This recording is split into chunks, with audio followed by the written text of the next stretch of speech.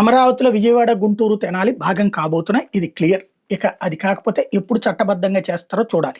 తాజాగా చూస్తే రాజధాని అమరావతిని ప్రపంచ స్థాయి నగరంగా తీర్చిదిద్దే ప్రక్రియలో భాగంగా ప్రభుత్వం అర్బన్ డిజైన్ నమూనా, ఆర్కిటెక్చర్ మార్గదర్శకాల మీద ముసాయిదాను రూపొందింది. దీన్ని సిఆర్డీఏ వెబ్సైట్లో ఉంచింది.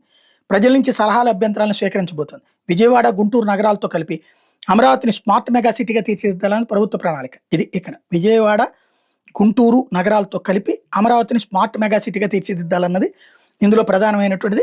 ప్రభుత్వ ప్రణాళిక యూడీపీ, ఇంటర్నేషనల్, టెర్రాకాన్, ఎకోటెక్ సంస్థలు ముసాయిదాను తయారు చేసి వాటిని ఇప్పుడు ఇందులో పెట్టి చెక్ చేస్తున్నాయి. ఇందులో తుళ్ళూరు మండలంలో లింగాయపాలెం, ఉదండరాయనపాలెం, మల్కాపురం, వెలగపూడి, నేరపాడు, శాఖమూరు, ఐనువోలు, మందడం, వెంకటపాలెం, అనంతపురం, అనంతవరం, నెక్కల్లు, తుళ్ళూరు, దొండపాడు, పిచ్చుకలపాలెం, అబ్బరాజుపాలెం, బోరుపాలెం, రాయపూడి, కొండమరాజుపాలెం, ఉండవల్లి, పెనుమాక, తాడేపల్లి పురపాలికలోని నొలకపేట, డోలోసనగర్, కృష్ణాయపాలెం, నిడమర్రు, కొరగల్లు, నవలూరు పంచాయతీల పరిధిలోని శివారు గ్రామాల్లో ఈ ప్రణాళికను అమలు చేసేందుకు ఉద్దేశించారు.